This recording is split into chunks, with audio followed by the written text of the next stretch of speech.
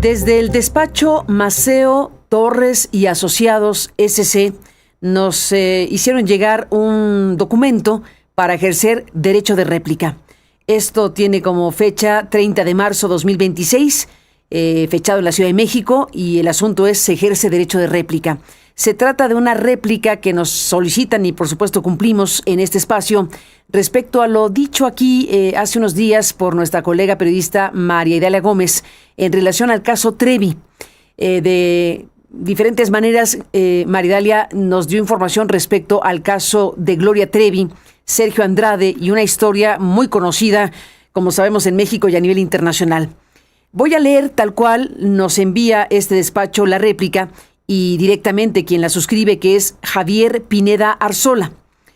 El suscrito, por propio derecho, señalando el domicilio correspondiente. No es necesario detenernos en los datos personales, pero aquí está todo lo que se requiere para sostener la solicitud de réplica, que le apreciamos el sustento jurídico para ello. Dice aquí: por medio de la presente o por medio del presente, me permito ejercer el derecho de réplica respecto de la información falsa e imprecisa que se difundió en la página de internet del medio periodístico denominado Aristegui Noticias. En concreto, en la entrevista difundida el 27 de marzo de 2026, realizada por Carmen Aristegui a María Idalia Gómez. No omito precisar que siempre he estado al pendiente de todas las noticias que transmite la señora Carmen Aristegui, quien a mi juicio es una periodista honesta, valiente, inteligente y sobre todo con mucho prestigio en el ámbito periodístico. Por ello, de manera muy respetuosa, me permito ejercer mi derecho aludido en los términos siguientes. Ciertamente, en dicha entrevista, la persona que dice llamarse María Idalia Gómez difundió información falsa, incompleta e imprecisa referente a mi persona, misma que a continuación se menciona, y nos transcribe lo que María Idalia Gómez dijo en esto que quiere replicar. No lo leeré para que lo escuche usted. Tenemos esta posibilidad de que se escuche directamente este fragmento de lo que María Idalia nos presentó el viernes pasado en este programa. Javier Pineda fue el juez que exoneró a Gloria Trevi y a Mari Boquitas y sentenció a unos añitos, 6, 8 años, ya no recuerdo, a Sergio Andrade, que salió libre muy pronto. Este juez, como lo dijimos en su momento, Carmen, no tenía cédula profesional y se confirma cuando fue juez. Él dice que no se necesitaba, que no se la pedían. Pero bueno, pues resulta que un abogado, juzgador, que tendría que tener todo el conocimiento, dice él, lo cual es falso, que no se solicitaba la cédula. Pero pues la cédula profesional la consiguió hace unos años, eso es súper interesante. Adicionalmente, ya se reconoció que después de ser juez, que por cierto en esa época cuando absolvió y luego sentenció a Andrade, pues era esposo de la procuradora de Chihuahua, donde fue, ya lo hemos comentado, algo raro también. Bueno, pues ahora también ya se reconoce que estuvo en el despacho de abogados que se constituyó para la defensa de la cantante de Gloria Trevi. Digo, si no es más raro, pues se va enrareciendo cada vez más. Bueno.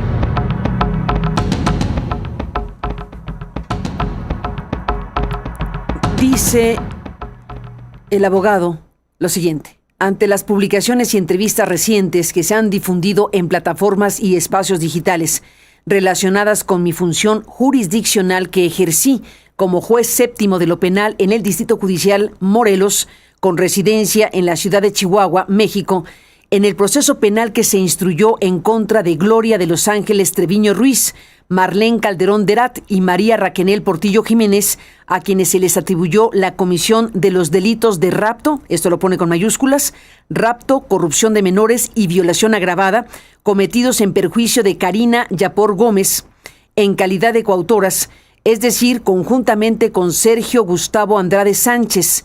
Me permito hacer las siguientes precisiones, con fundamento en la legislación aplicable en la época de los hechos. 2 puntos. El ejercicio de la función jurisdiccional en el estado de Chihuahua no exigía la cédula profesional. Cuando fui elegido juez séptimo de lo penal en el año 1991, ni en la actualidad se exige ese requisito, sino la acreditación de título de licenciado en Derecho y otras características conforme al marco constitucional y legal vigente en Chihuahua y en la fecha en que desempeñé el cargo de juez penal en cumplimiento de los principios establecidos en los artículos 14, 16 y 17 de la Constitución Política de los Estados Unidos Mexicanos, que garantizan que la administración e impartición de justicia se ejerza por autoridad competente. En efecto, así se desprende de la Constitución Política del Estado Libre y Soberano de Chihuahua, que fue publicada el 17 de junio de 1950 en el Periódico Oficial del Estado número 48, que es el texto vigente y cuya última reforma fue aplicada mediante decreto número tal y publicada en el Periódico Oficial del Estado, viene especificado el número, y publicada en el Periódico Oficial del Estado número 57 del 16 de julio de 2025. En dicha Carta Magna se establecen los requisitos para ser juez de acuerdo al artículo 103, que en su segundo párrafo establece: 1. Para ser elegible como magistrada, magistrado, juez o jueza se necesita 2 puntos. Tener ciudadanía mexicana por nacimiento en pleno ejercicio de sus derechos civiles y políticos.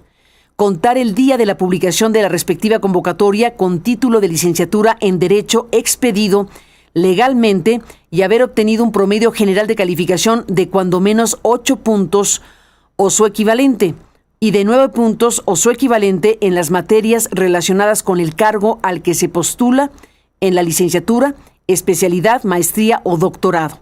Para el caso de magistrada y magistrado, deberá contar además con práctica profesional de al menos 3 años en un área jurídica afín a su candidatura. Cuarto, gozar de buena reputación y no haber recibido condena por delito doloso con sanción privativa de la libertad. 5. Haber residido en el Estado durante el año anterior al día de la publicación de la respectiva convocatoria.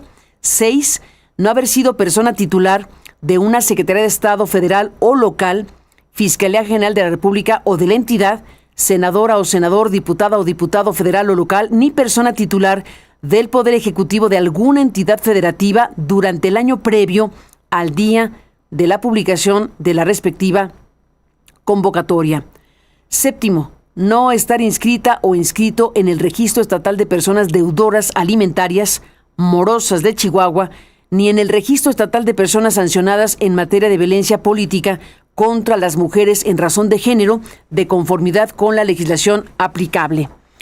Por su parte, la Ley Orgánica del Poder Judicial del Estado de Chihuahua, que fue publicada en el Periódico Oficial del Estado el 4 de enero de 1989 y cuya última reforma fue en el año 2014, cuando ya no era juez penal, pues me jubilé en el año 2012, en su artículo 34 establecía, pone esto con la tinta más cargada, las vacantes de jueces de primera instancia, la de director general del Centro Estatal de Mediación, así como las de los administradores de los tribunales, se cubrirán mediante concurso de méritos y de oposición.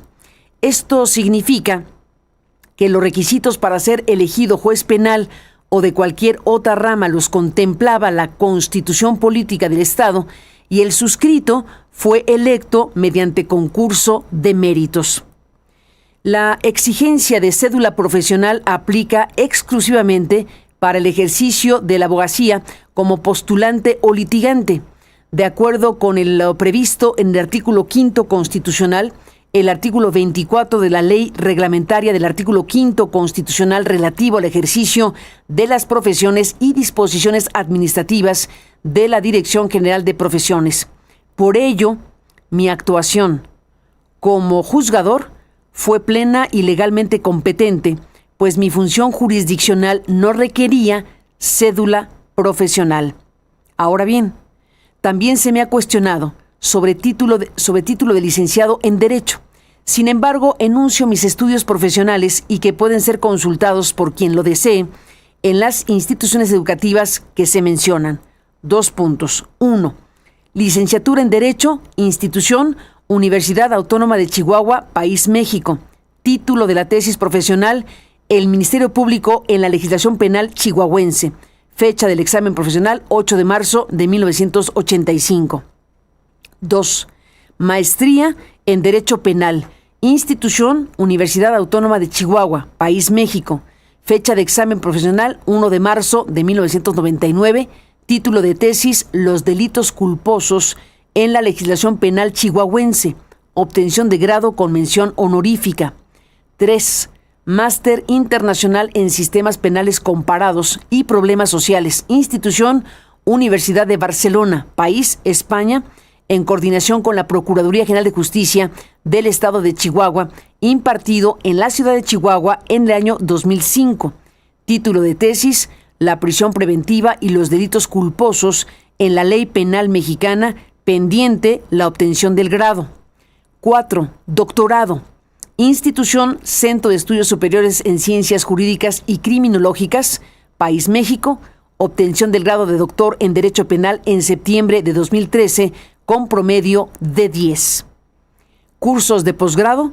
1. Asistencia al 14º curso de posgrado de Derecho en la especialidad de Derecho Penal Parte General, celebrado en la ciudad de Salamanca, España, en enero 2004. 2.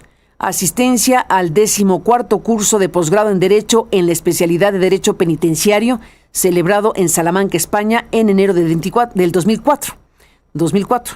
3. Asistencia al 14º curso de posgrado en Derecho en la especialidad de Derecho Penal Parte General, celebrado en la ciudad de Salamanca, España, en enero del 2005. 4. Asistencia a la primera jornada sobre relación entre la Unión Europea y Latinoamericana, celebrada en la ciudad de Salamanca, España, en el mes de enero de 2005.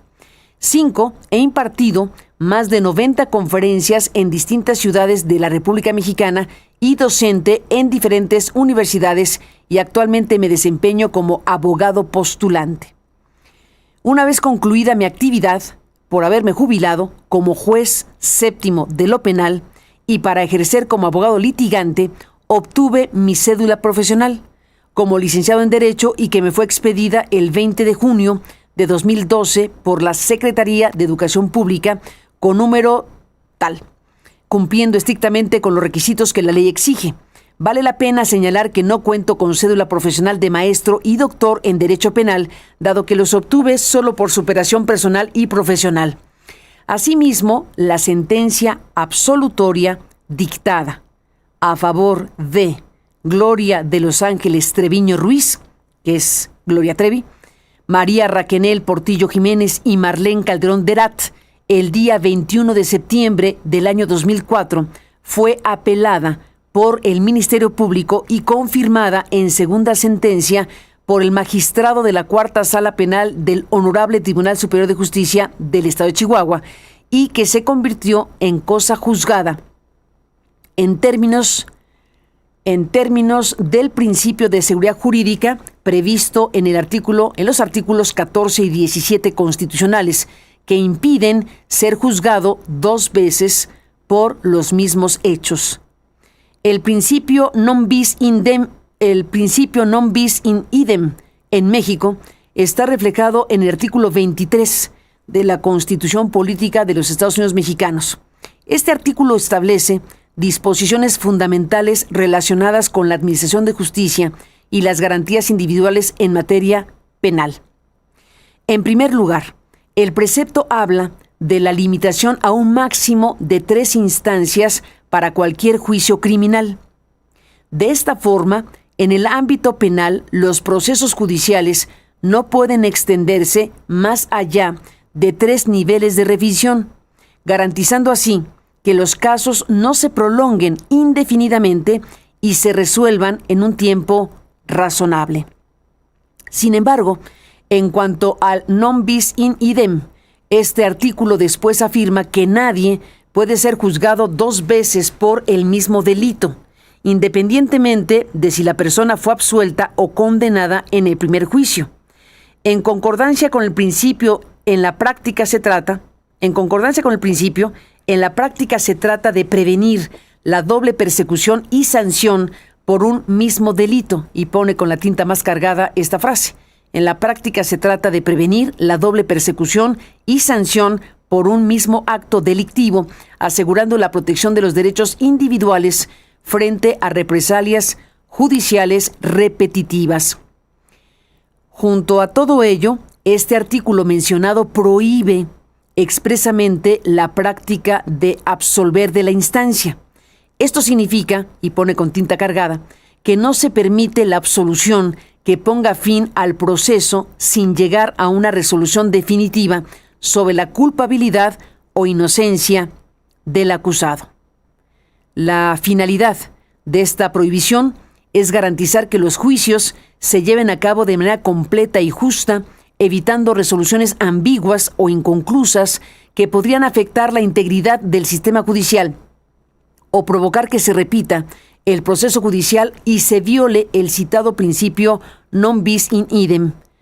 Por otra parte, y dada su importancia, es necesario puntualizar que la entonces Procuradora General de Justicia del Estado de Chihuahua, cuyo cargo desempeñó del mes de octubre de 2024 al mes de octubre de 2010, la doctora Patricia González Rodríguez, ahora mi ex esposa, cuando emití la sentencia absolutoria, no era aún procuradora, ni tan siquiera candidata a ese puesto. Lo cierto es que ella tomó posesión a mediados o finales de octubre del año 2004, es decir, después de que se dictó la sentencia de absolución y concluyó su periodo en el mes de octubre de 2010. Esto solo para aclarar que en algunos medios se ha manejado que existía conflicto de intereses. Independientemente de lo anterior, y solo para conocimiento de quienes se han pronunciado sobre la posibilidad de reactivar o reabrir dicho proceso penal, el de Gloria Trevi, carece de sustento jurídico simple y sencillamente por la razón de que las conductas que fueron materia del proceso se encuentran prescritas, conforme a los artículos 90, 91, 92, 93, 94, 95, 96, 97, 98, 99, 100 y 101 del Código Penal, publicado el 4 de marzo de 1987, vigente en la época de los hechos, lo que hace legal y jurídicamente imposible revivir un asunto concluido, ejecutoriado y prescrito, dado que los delitos por los cuales el Ministerio Público precisó su actuación fueron 2 puntos. 1. Corrupción de menores, previsto en el artículo 175 y sancionado con pena privativa de la libertad de 1 a 5 años. Entonces, de acuerdo con el término medio aritmético, prescribe en 3 años. 2. Rapto, previsto en el artículo 249 y sancionado con pena privativa de la libertad de 6 meses a 5 años. Entonces, de acuerdo con el término medio aritmético, prescribe en 2 años, 9 meses. Rapto. Violación agravada, equiparada, previsto en el artículo 241 y sancionado con pena privativa de la libertad de 4 a 15 años.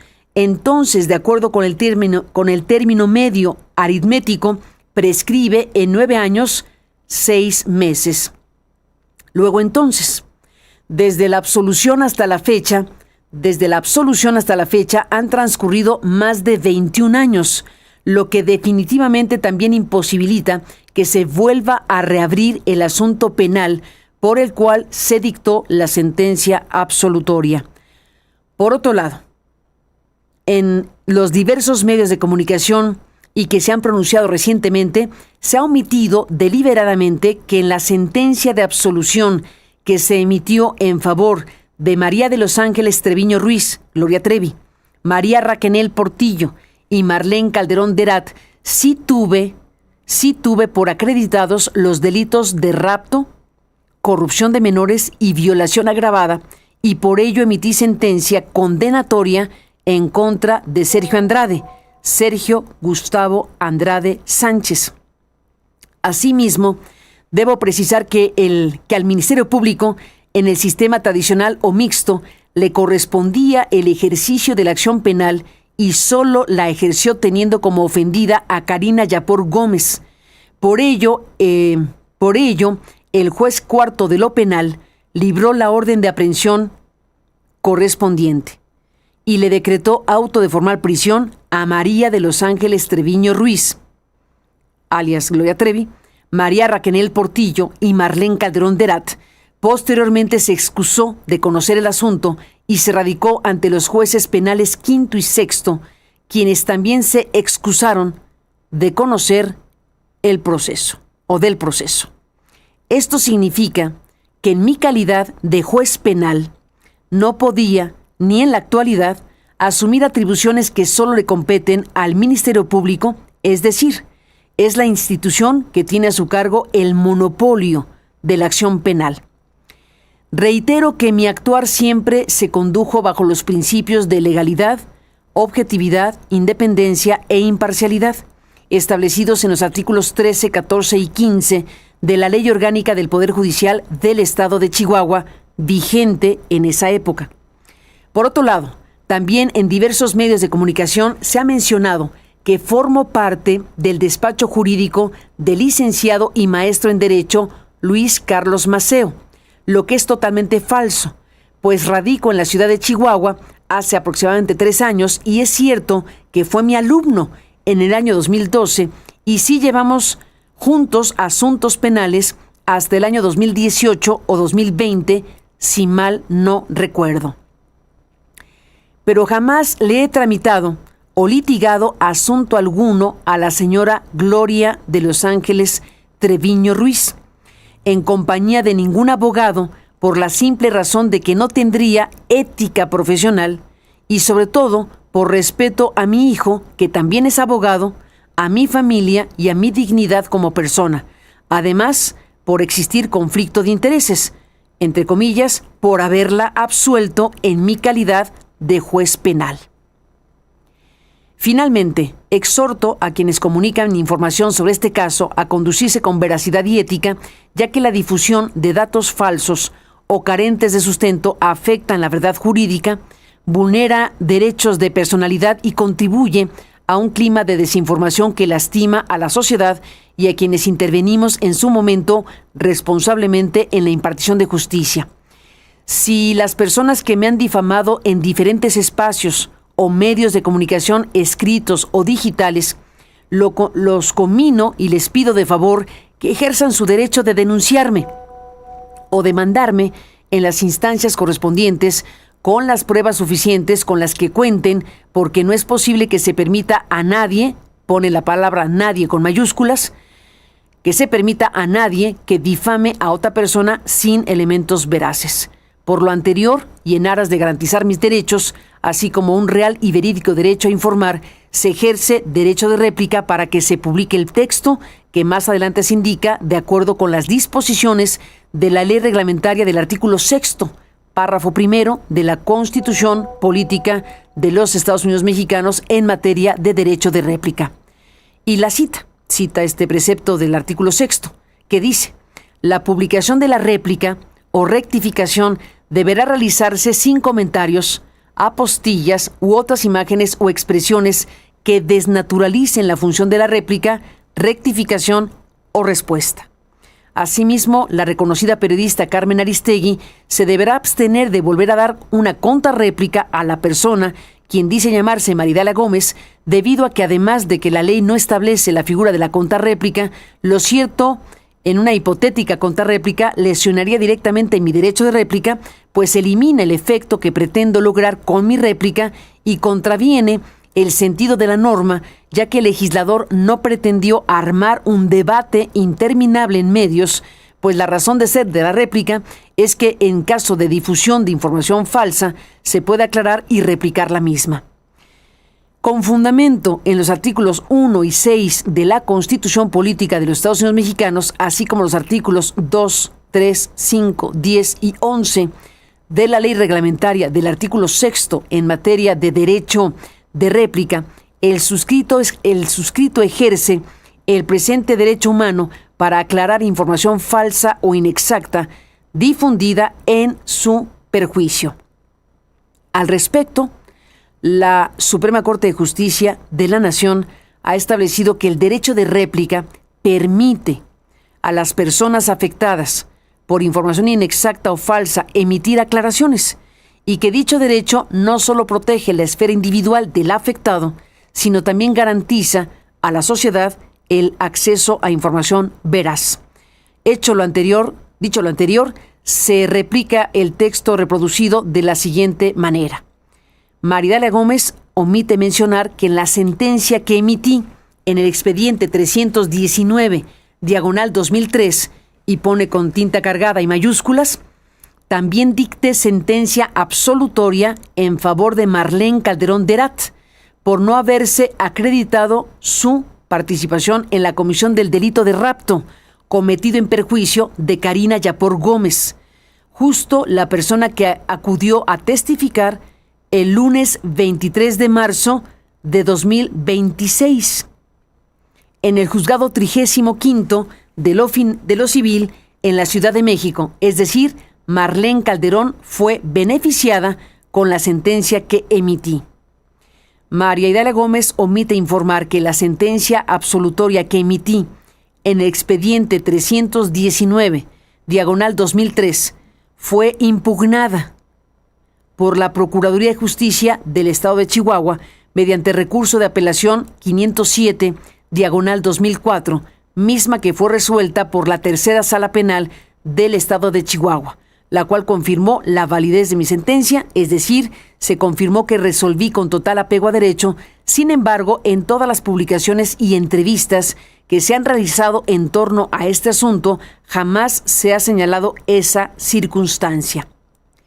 Vuelvo a reiterar que también es falsa la afirmación de que yo necesitaba cédula profesional para ser juez penal de primera instancia en el Estado de Chihuahua, pues el artículo 111 de la Constitución Política del Estado mexicano, el artículo 111 de la Constitución Política del Estado Libre y Soberano de Chihuahua, vigente en dicho momento, entre otros requisitos, solamente exigía el título de licenciado en Derecho y no la cédula profesional, destacando que el suscrito contaba con el título de licenciado en Derecho, por lo cual cumplí con todos los requisitos que establecía la Constitución Política. Adjunto la impresión del artículo referido. Viene la impresión en este adjunto que nos está mencionando en el texto. En este sentido, es falso e irresponsable que se pretenda hacer creer al público que no cumplí con todos los requisitos de ley para ser juez, cuando además de que cumplí con ellos, obtuve la plaza de juez por concurso de oposición, superando a todas las personas con las que concursé la plaza.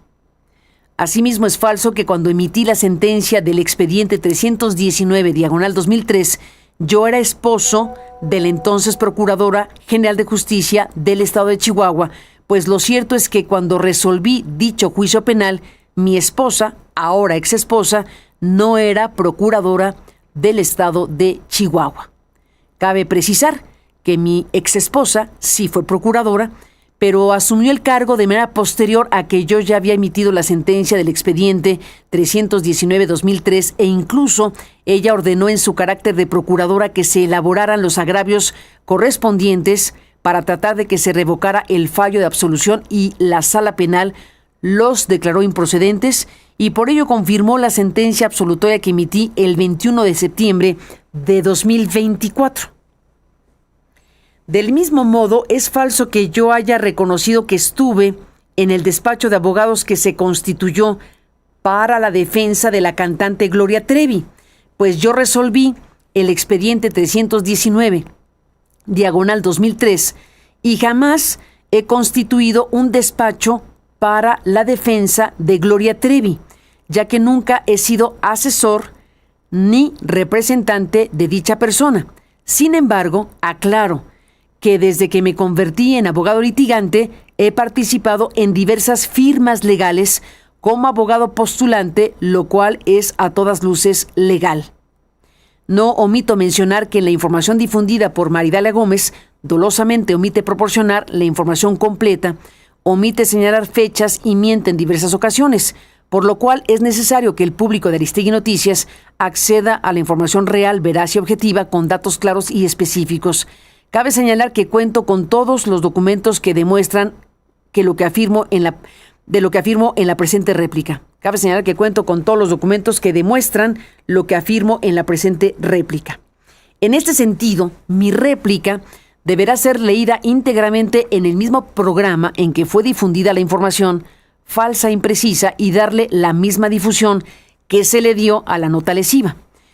Por lo anterior, en términos del artículo 11 de la ley reglamentaria del artículo 6, párrafo primero de la Constitución Política de los Estados Unidos Mexicanos en materia de derecho de réplica, se solicita respetuosamente que en un plazo no mayor a 3 días hábiles, contados a partir de la fecha de recepción del presente, se sirva difundir la presente réplica en los términos narrados, misma que se deberá llevar a cabo en el mismo programa y se le deberá dar la misma difusión que se le dio al programa en el que se difundió la información falsa.